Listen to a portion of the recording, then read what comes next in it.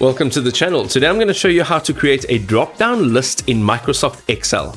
Ladies and gentlemen, we've got a drop-down list over here. What we want to do is we want to make a drop-down list so we can add maybe different months over here. So what we need is two sets of data. So the first set of data is where you're actually going to be needing your workspace, and the second one is where you're actually gathering your data from. So this could be like just an extra sheet over here with the months or whatever you would like on your actual list or your drop down menu. So let's go right over here and let's say I want this cell to be a drop down list. Now let's select that cell. On your ribbon, you're going to go over to data. On this sub ribbon, you're going to go and look for data validation. And here you are going to stay in settings, and underneath allow, in here we're going to look for list.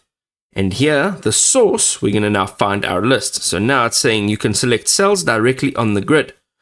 All right, so let's go down now. You'll see we're going back into that second sheet, which is months. And as you click down, you can see that it has selected the input. Hold in shift, go all the way down.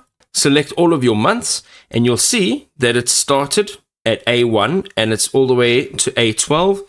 Click on apply, and as simple as that, you can see now you can use this drop down list and you can select whatever data you've added in from here.